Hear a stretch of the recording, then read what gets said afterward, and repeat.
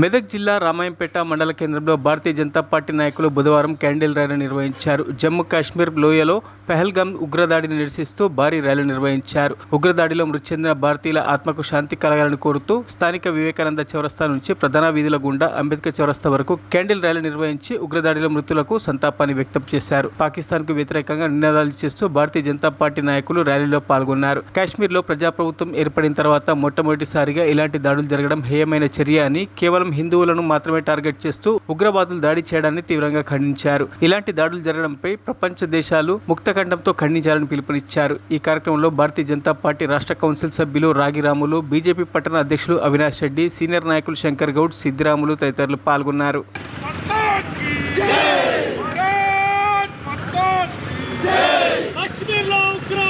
అనంతనాగ్ జిల్లాలో జరిగినటువంటి ఉగ్రదాడిలో అమాయకులైనటువంటి కేవలం ఐడి కార్డులు చూస్తూ ఓన్లీ హిందువులనే 30 మంది దాకా హతమార్చడం జరిగింది. ఈ దాడిని మేము చాలా తీవ్రంగా ఖండిస్తున్నాము. ఈ దాడి వెనుక పాకిస్తాన్ ఐఎస్ఐ హస్తం ఉన్నట్టు మనకు క్లియర్గా ఇంటెలిజెన్స్ రిపోర్ట్స్ వచ్చాయి. కాబట్టి పాకిస్తాన్ ఇప్పటికైనా సరే ధైర్యం ఉంటే భారత్ తోటి డైరెక్ట్గా పోట్లాడాలి తప్ప ఇట్లాంటి దుష్కరులను పంపించి వెన్నుపోటు పొడవడం కరెక్ట్ కాదు.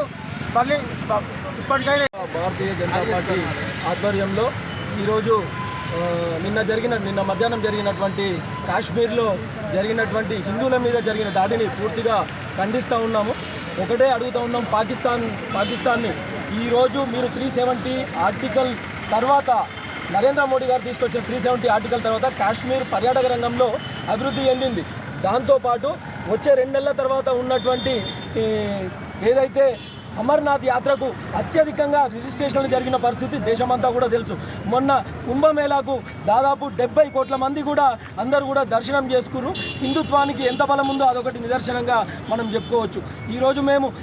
ఈరోజు పాకిస్తాన్ కేంద్రంగా లష్కరే తోయబా, అదేవిధంగా భారతదేశం గతంలో పుల్వామా దాడి తర్వాత అతి ఘోరమైన దాడి కాశ్మీర్లో జరిగిందంటే నిన్న జరిగిన దాడి మాత్రమే. ఆ తర్వాత అతిపెద్ద దాడి 370 ఆర్టికల్ను ఎత్తివేసిన తర్వాత కాశ్మీర్ను స్వతంత్రంగా చేసి భారతదేశం అధికారం ప్రకారము మనం పరిపాలన సాగిస్తున్న క్రమంలో ప్రజాప్రభుత్వం ఉండి కూడా ఈరోజు అక్కడికి వెళ్ళిన కేవలం హిందువులను మాత్రమే టార్గెట్ చేసి అక్కడ పోయిన వాళ్ళను ఒక్కొక్కరులను పేర్లు అడిగి వాళ్ళ ఐడి కార్డులు తీసుకొని వాళ్ళ దగ్గర ఉన్న అడ్రస్లను తీసుకొని కేవలం హిందువుల మీదనే దాడి చేయడం అనేది చాలా